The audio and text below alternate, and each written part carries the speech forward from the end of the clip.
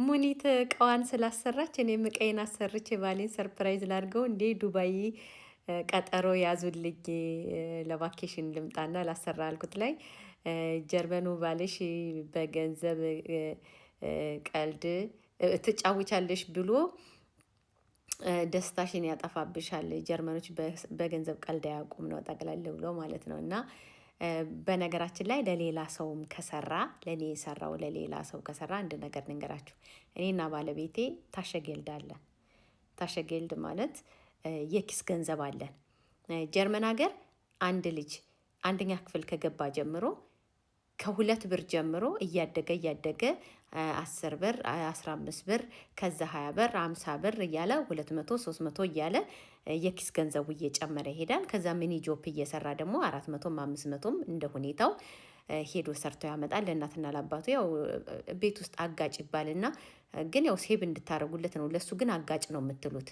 የመብራት ትከፍላለህ፣ የውሃ ትከፍላለህ ይሉና ለሱ 300 ይተውለትና 200ውን ወደ ጎን ያስቀምጣሉ። ድሮ 450 በነበረበት ሰዓት አትሊስት 250ውን ለሱ ሰጥተው 200ውን ሴቭ ያደርጋሉ። ያ ማለት አንድ የ17 የ16 ዓመት ልጅ እንኳን በትንሹ 200 300 የኪስ ገንዘብ አለው ሰርቶም ሄዶ አምጥቶ።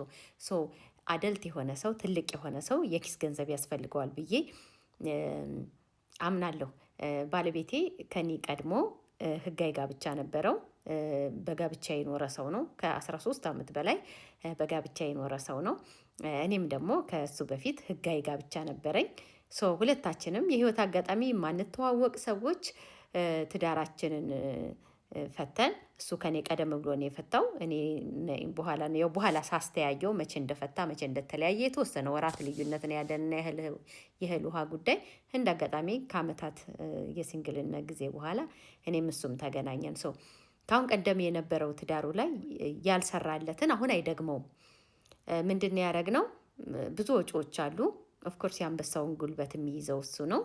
ብዙ የሚያገኘው እሱ ስለሆነ፣ ብዙ ስላችሁ ብዙ ነው። ባለቤቴ ደሞዝ የሚያገኘው በዶክተሮች ሌብል ነው ደሞዙ፣ ስለ እውነት ማለት ነው፣ ያለማካበድ። ኦፍኮርስ ትገምታላችሁ። እኔ ሙኒክ ከተማ ላይ ነው የምኖረው። ሙኒክ ከተማ ላይ የፕሪቫት ግሩንድሽቱክ ስንት እንደሆነ እንግዲህ መገመት አያዳግትም። ከነ ጋርደኑ ቴራሳ ያለው ጋርደን ያለው ጥሩ ደሞዝ አለው። ግን በሱ ልክ አላወጣም። በአቅሜኔም መፍጨርጭራለሁ። እንተጋገዛለን። ሴቭ የምናደርገውን ሴቭ እናደርጋለን። ለቫኬሽን የምናስቀምጠውን ለቫኬሽን እናስቀምጣለን። ሴቭ የምናደርገውን ሴቭ እናደርጋለን። 2 የካፒታል አፓርትመንቶች አሉን። እርግጥ ይከራያሉ። ኪራውን ነው ባንክ የሚወስደው። ግን መስኮት ቢበላሽ፣ ቤት ቢሻግት፣ ኤኒ የሆነ ነገር ሀፕን ቢያደርግ እኛ ስለሆንን የምናሰራው። አይጌንቱም ስትሆኑ ሁሉ ነገር እናንተ ናችሁ የምታሰሩት። ብዙ ነገሮች ስላሉ ለዛ ወደ ጎን እናስቀምጣለን ምናምን። የቤት ኪራይ ከዘገየም ከአካውንታችን ላይ ያ ሰው ለምን እንዳዘገየ ለምን እንዳልከፈለ እስክትከራከሩ ድረስ ባንክ ስለማይታገስ ከኛ ደሞዝ ነው የሚሄደው። ለዛ እናስቀምጣለን። ለቫኬሽን እናስቀምጣለን። ሴቪንግ ደግሞ ኖርማል ሴቭ እናደርጋለን። ከዛ በተረፈ ግን ሁለታችንም 500 ዩሮ ታሸጌልዳለን። እኔ በወር ውስጥ እማጠፋው 500 ዩሮ ታሸጌልዳለኝ። እኔ እናንተ ግን ቋጣሪ ነኝ። ታሸጌልዴን ሴቭ አረጋለሁ። የኪስ ገንዘቤን ሴቭ አረጋለሁ። ቢኮዝ የሆነ ነገር ቢፈጠር አባቴ የሆነ ነገር ቢፈጠር እህቶቼ፣ ወንድሞቼ፣ ልጆቼ ሳልጨናነቅ ብድግ አድርጌ እሰጣለሁ። ግን የጋራ ንብረት ላይ ማስፈቀድ አለባችሁ። ባል ነው። እሱ ምን አገባት ብሎ እንደፈለገ ካረገ፣ እሱ እኔ ምን አገባው ብዬ እንደፈለግኩ ካረኩ ትዳሩ ይፈርሳል። ጥሩ ሰው ደግሞ በቀላሉ ማጣት ጥሩ አይደለም። አንዳንድ ጊዜ እግዚአብሔር ጥሩ ሰው ሲሰጠን የእግዚአብሔርን ስጦታ ማክበር መንከባከብ ግዴታችን አይደለ? የሀገሬ ልጆች መንከባከብ አለብኝ ብዬ አስባለሁ። እግዚአብሔር ይሄ ይገባሻል፣ ይሄ ነው የሚያዳምጥሽ፣ ይሄ ነው የሚሰማሽ፣ ይሄ ነው ምን ነው ዛሬ አልሳቅሽም ብሎ ፊትሽን የማየው ሳቀች አልሳቀችም ብሎ እንደ ሕፃን ልጅ ስስቂ በቃ የሚንከባከብሽ የሚያዳምጥሽ የሚሰማሽ ይሄ ነው ብሎ የለመንኩትን የጠየቅኩትን ከሰጠኝ በኋላ መጨማለቅ እግዚአብሔርም ይቆጣል። መጨረሻ ላይ ምንድን ነው የሚሆነው? ኦኬ በፊትም ሞከርሽ፣ አሁን ደግሞ ካሳ ጥሩ ሰው ሰጠውሽ። ስለዚህ ወይ ብቻዬን እሆናለሁ ወይም ደግሞ እኔ የምንለማመጠው ጋር ወስዶ እንትን ይለኛል። ሰው አንዳንድ ጊዜ ማክበር አለብን። ባጭሩ ስነግራችሁ መልካምን ሰው መንከባከብ ማክበር አለብን። ምን አገባው ምን አገባን ማለት አይቻልም። ግን ታሸገልድ ስላለኝ ፋዘር ጋር ብር ልልክ ወስተርኒየም ልሄር ነው እንጂ ምለው ሰው ልልክ ነበረ ምናምን አለ። ኦልሞስት እኔ 500 ብር አለኝ በየወሩ። አንዳንድ ጊዜ ላጠፋ እችላለሁ። አሁን በዚህ ወር በጣም ብዙ እያወጣሁኝ ነው። ምክንያቱም ቫኬሽን ልሄድ ስለሆነ የሚያስፈልጉኝ በጣም ብዙ ነገሮች አሉ። እየገዛሁኝ ነው። በጣም ሾፕ እያረኩ ነው። ለልጄ ሾፕ አድርጋለሁ፣ ለራሴ ሾፕ አድርጋለሁ። እያወጣሁ ነው። እንደውም ባለቤቴ ሳንቲም አለሽ እያለኝ ነበረ። ሰው ምን ልላችሁ ፈልጌ ነው።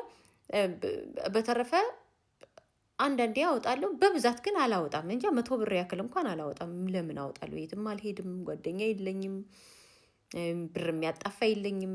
ቤቴ ደግሞ ሁሉ ነገር ነው ያለኝ።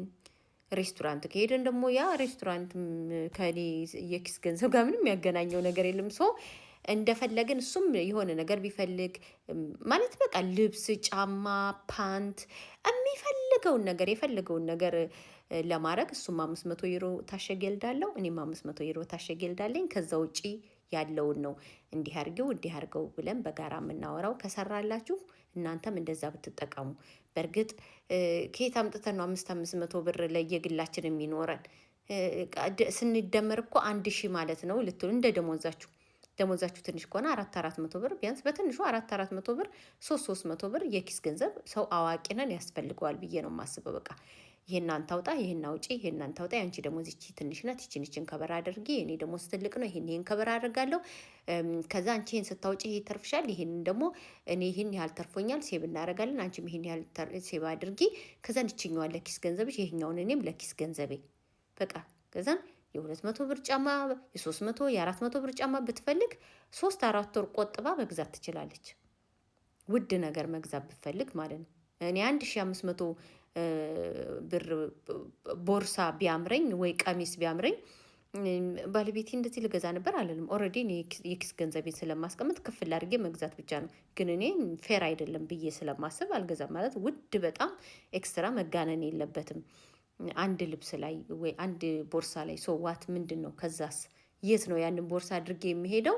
ምንድን ነው ብላው ብሉት ሰማያዊ ደም ካላቸው ቪአይፒ ነው ምንድን ነው ማለት። አንዳንዴ በኤክስትራም ሲጋነን ደስ አይለኝም። ሶ ከሰራላችሁ ኢትዮጵያኖች እና ትውልደ ኢትዮጵያኖች በመላው ዓለም ላይ ያላችሁ ለእኔ የሰራልኝ ከሰራላችሁ በዚህ አጋጣሚ የኪስ ገንዘብ አዋቂ ነን ማለት ሁሉን ነገር ቦታ አድርጋችሁ ሴብ የሚደረገውን ሴብ፣ ሞርጌጅ ካለባችሁ ሞርጌጅ፣ ክፍያ ካለባችሁ ክፍያ፣ ያው ሞርጌጅ ማለት የቤት ክፍያ እዳ ምናምን አድርጋችሁ የተረፈ ካለ በቃ ይሄ የአንቺ የኪስ ገንዘብ ይሄ የአንተ የኪስ ገንዘብ ነው ብላችሁ በየአካውንታችሁ የኪስ ገንዘባችሁ ቢኖራችሁና ማለት እሱም የታረገችው የኪስ ገንዘቧን ብሎ የማይቆጣጠርበት እኔም የማልቆጣጠርበት በጋራ አካውንታችን ሳይሆን በየግል አካውንታችን 500 ብር የኪስ ገንዘብ ቢኖራችሁ በጣም ሰላም አለው ብዬ ነው የማስበው። ለምሳሌ እኔ ኤኒ ጓደኛ ቢመጣ በቃ ማለት ዛሬ እስከ 300 ዩሮ እስከ 400 ዩሮ እንደው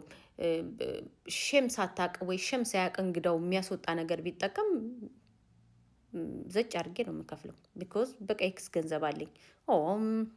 አጠራቅሜ ነበር ኦኬ ብዬ ማለት ወይኔ እንዴት ነው ማድረገው? ውድ ነው እንዲህ ነገር ስንት ይሆናል አንድ ላይ ሲደመር 500 300 አይደለም። ምክንያቱም የኪስ ገንዘብ አለኝ። የኪስ ገንዘብ ቢኖረን አዋቂ የኪስ ገንዘብ ያስፈልገዋል። ከዛን ፀጉር ቤት መሄድ ብፈልግ ጥፍር ብፈልጊ ምን ብፈልጊ መደባበቅ አያስፈልግም። የፈለግሽውን ነገር በነፃነት በደስታ ታረጊያለሽ ሳትጨናነቂ። ኢትዮጵያም ደግሞ የሆነ ነገር እንደዚህ ተፈልጎ ነው በታ 1000 ብር ብድግ አድርጎ ለመላክ ቀላል ነው ላንቺ። 500 ብድግ አድርጎ ለመላክ ቀላል ነው ላንቺ የሚሆነው። አትጨናነቂም። እና ሴት ልጅ ሆነ ወንድ ልጅ የኢኮኖሚ ነፃነት ያስፈልጋቸዋል ብዬ አስባለሁ። የሰው ልጅ የኢኮኖሚ ነፃነት ከሌለው ብስጩ ነው የሚሆነው። ሰው ልጅ ብስጩ ደግሞ ከሆነ ገንዘብ ደስታን ካልገዛ ምን ዋጋ አለው? እኔ ገንዘብ ኖረኝ የሚጨናነቅ ከሆነ ምን ያደርግልኛል? ስለዚህ በቃ በጭንቅላቴ የመጣውን በገንዘብ እንዲወጣ ነው የምፈልገው። ጦሴን ይውሰደው፣ ገንዘብ ጦሴን እንዲወስደው ነው የምፈልገው። እና ምንም ነገር በገንዘብ ኃይል ነው የሚሄደው። እኔ ብዙ ጊዜ አእምሮዬንም ዳሜጅ ማድረግ አይመቸኝም በገንዘብ